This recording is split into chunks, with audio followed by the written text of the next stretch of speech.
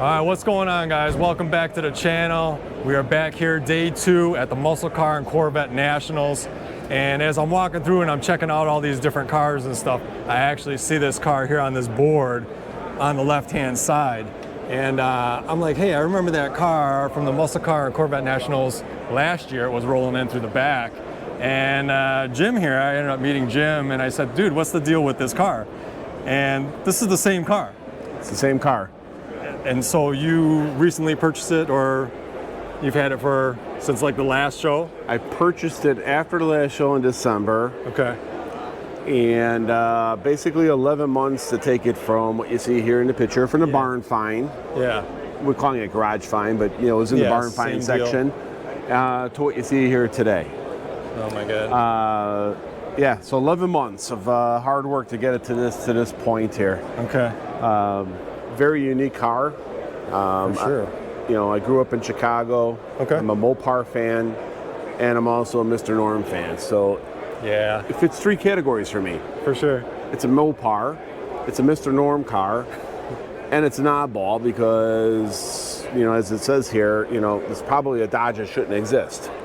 Yeah, so there's still some mystery to it that we have a lot of the pieces put together, but how it came to be is still a mystery. Okay.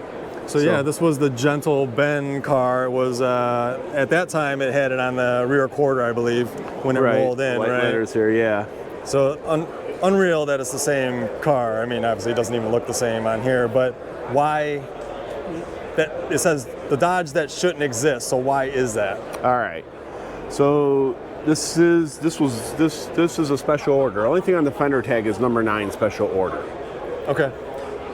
And it's a Coronet, 66 Coronet with an H code, which typically, almost always, with this exception, Hemi? Would be a Hemi. Okay. And H isn't for Hemi, H was for 426. Okay. So at first, it was thought that maybe the VIN was misstamped.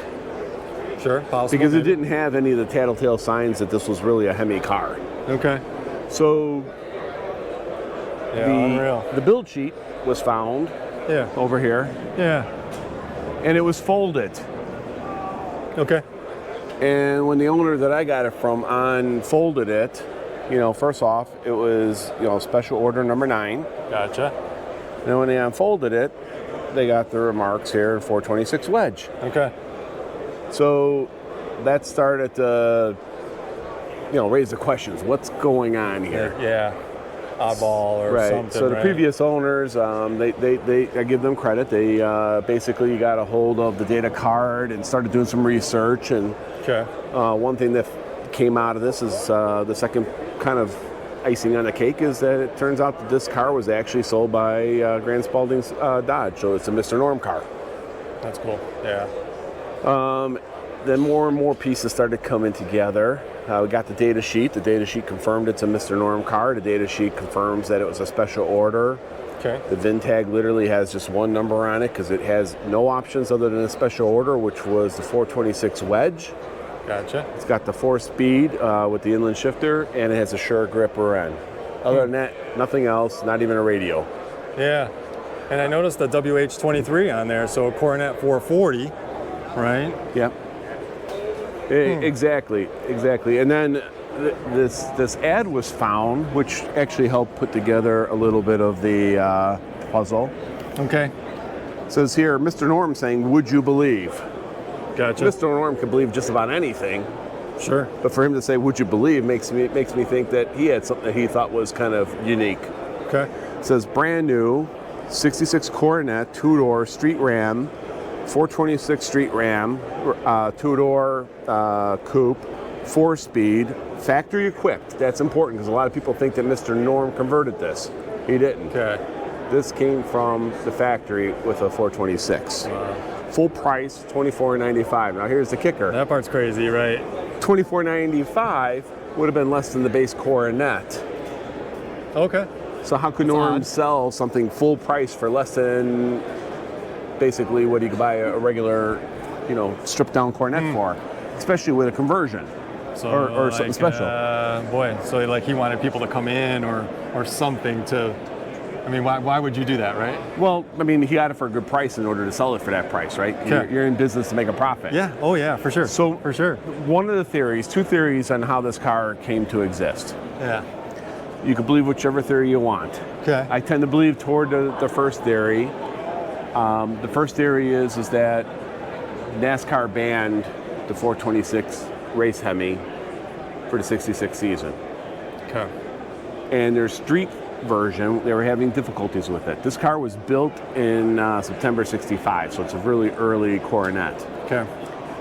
I believe, don't quote me on the dates and stuff like that. Sure, but sure. I believe that the Hemis basically made it to the assembly line December 65.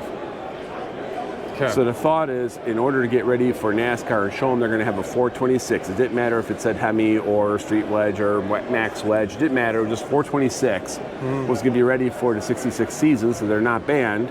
Okay. That Chrysler themselves ordered that number 9. The cheapest car would have been no options, just the number 9. It goes down the assembly line as a 383, but they weren't set up for the 426 wedge, so it went down. And the theory is that it would have been hand finished. Yeah.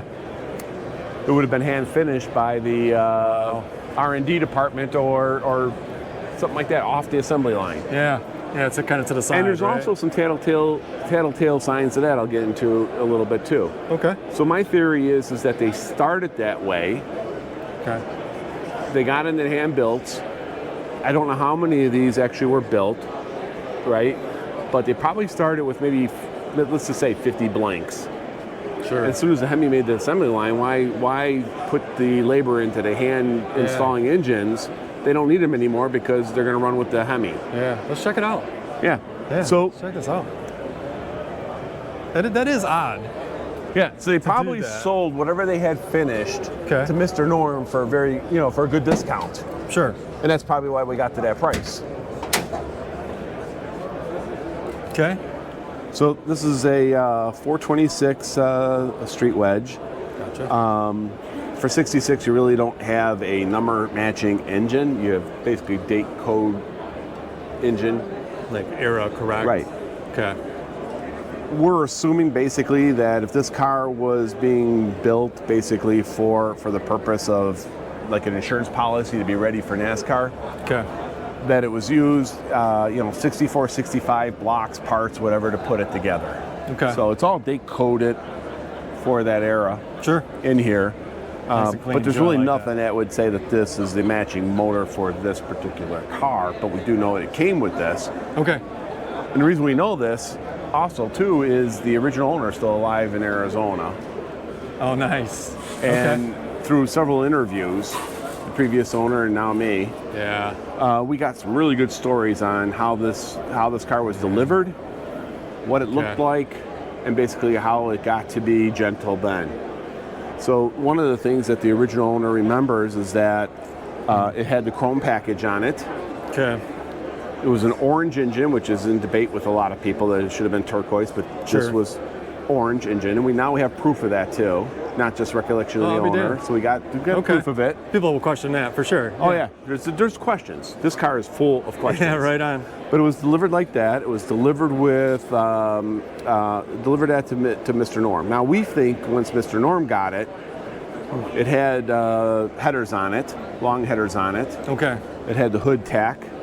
And the owner remembers getting it with black steely wheels with no hubcaps and no dog dishes, nothing on the wheels except for steelies. So that's why we have the steelies on here to represent that. Yeah. So we think that was all that. Plus it was dyno tuned, got the normal treatment by Gary as far as the performance tune-up. But HP manifolds is how you got it? Those are the okay. Yeah, so this that's pretty much where we think, Mr. Norm sold it was like this. Gotcha. So the original owner, Steelies, yeah. So, okay, so you have a picture back here of there you go. What I saw it as last year at McCacken, we call it. You can see it in my shop. I have a little tribute to Mr. Norm here, so. Well, that's cool. Right on. Pretty cool. So wow, quite a bit of a transformation here, and obviously you put quite a bit of time and love into this thing. But I gotta ask you, you know, like, okay, so you made it look super pretty, shiny, all these types of things, but you left the trim a little bit of, I don't want to say, kind of still has some of the scratches and the patina to it. It doesn't fit a full restoration. Okay. Right? All right. And the reason was is because I left some fingerprints, footprints, whatever of its history. Okay. And to make it to the show in 11 months, right, from that to this, I didn't have the time to get all the perfect parts and everything, right? But you can see here, because it was used for racing, the trim here, this is not the original bumper. Okay. The original bumper was really bent up. But you can see that the push car that would have pushed a disabled car, you can see where the bumpers, you know, they match up here and here. So, I mean, your plan really wasn't, obviously, you're going to pay for paint, you want it to be perfect, but your plan really wasn't to make the car totally perfect. No. I mean, you're gonna drive this? Oh yeah. Okay, yeah, we're cool. going to be ripping tires on this. Okay, right on, man. That's what I like to hear, you know what I mean? We build them to play with them. So So basically, it was bring it back to what its what its significance is, and that's really the special order and how it was delivered to Mr. Norm and sold.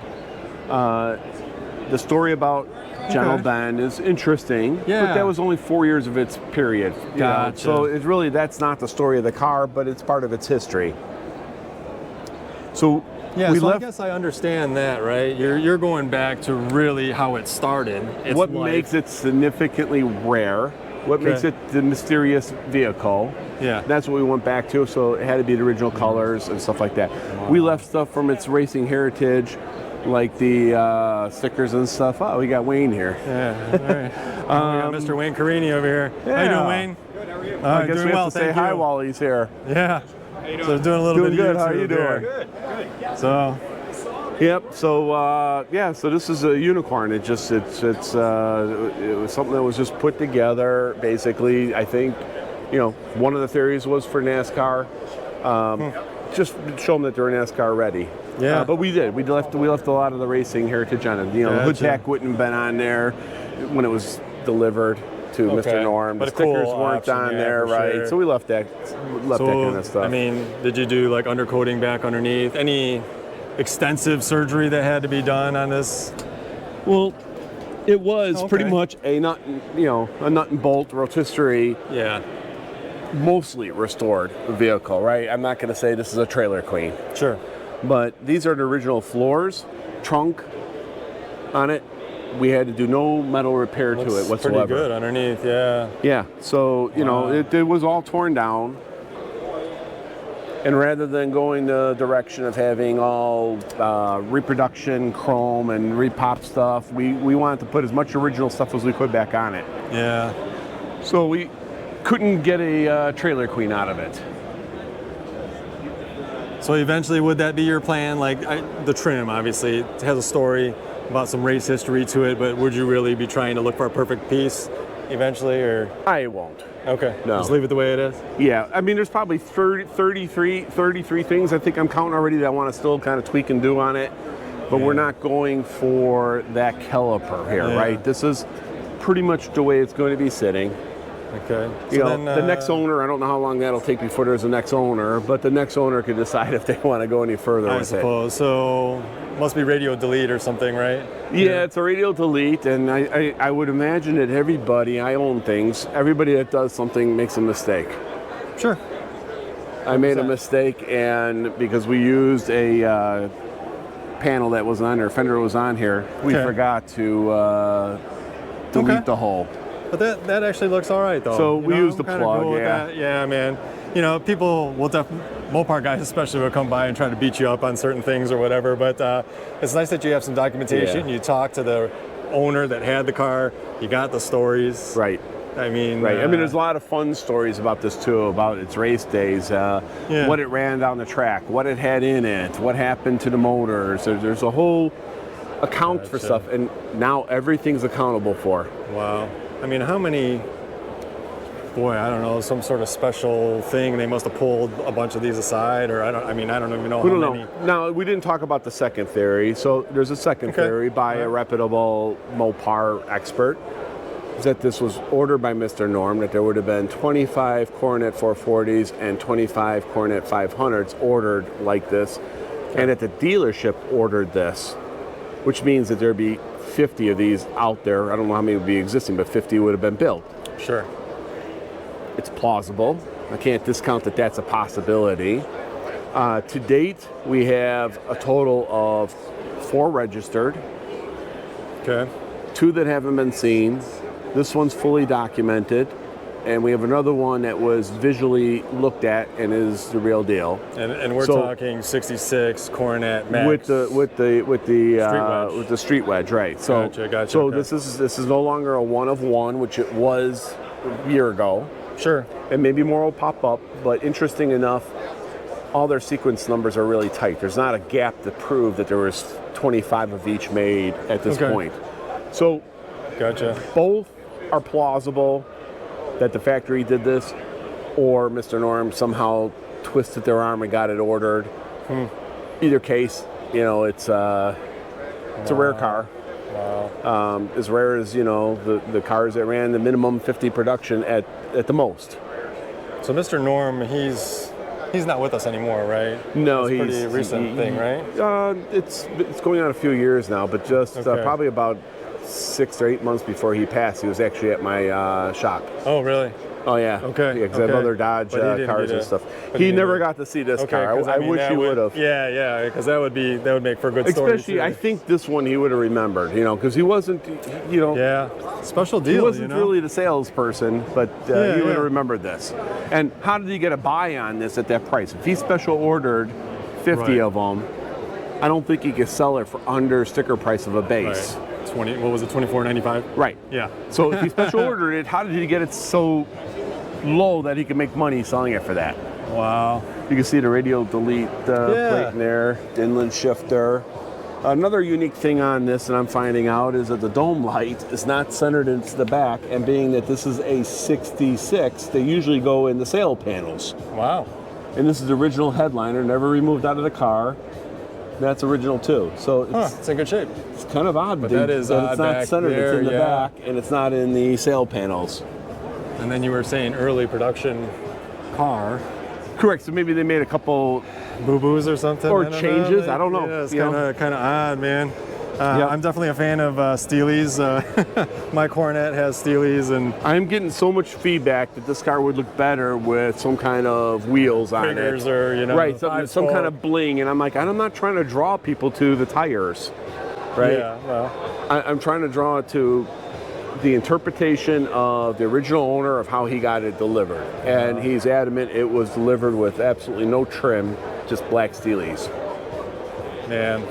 And wild car, man. Yep. And that really surprised me to see that picture and then this car. So I just had to ask you about it, you know. Well, wow. we had a lot of man hours on this car, and the car was broken up into different shops to get this done under 11 months. I would imagine, that's a short amount of time and to do. To tell you how excited I was when I got the car, I think as soon as the previous owner left my shop, I think I probably had 30% of this car torn down. Okay. I didn't waste any time. He's like, oh man. Full interior was blown out of this car that night. I just started taking it apart because I knew our schedule was going to be tight and I needed to get... So you kind of already had a plan as soon as you got it, you were going to bring it here? Yeah. Okay. That was the goal. I mean, that was the whole thing. Can I get this thing back from barn find to this? Sure. The next year, because that's exactly the best of the best are here, and the oddballs are here. The oddballs are here. You gotta do that. I mean, and I lucked out. It's not a rare color, but I lucked out. It's the only dark poly blue car that's at this show this particular weekend. And that color would have been available at that time. Yeah. This is the original color. It's not the original paint, but this is the original color. Sure. Okay. So we brought it back to basically delivery color. It was not purple. They didn't even have the purple as an option for 66. Yeah. Well, that's like a 1970, I think, right? High impact or something like that. I believe that's when the full purple came out. Yeah. So man, I mean, really killer car. I'm glad that we spent some time to talk about it, and you shared some stories with me. I mean, that's part of what this whole event is about in my mind, you know what I mean? It's not just the cars, it's the stories, meeting people and things like that. So I really appreciate you talking about the car, man. And I'd love to do some more videos with it rolling down the road someday. You never know, right? We could cover lots of videos if I go into all the stories the owners told me. I mean, that's like a different day. For sure. But there are so many stories, you know, the street stories, the track stories. And, you know, there's a lot of information now on this car. I mean, new chapter now. Yes. You know? Yes. So I might have to drive my car out to your shop, and we'll make some more videos. Who knows? Yeah, yeah. But yeah, I really appreciate you taking the time to talk with me, man. Oh, I love it. This, I'm in my element here. Awesome, man. So thanks. Appreciate it. Thank you. All right, take care.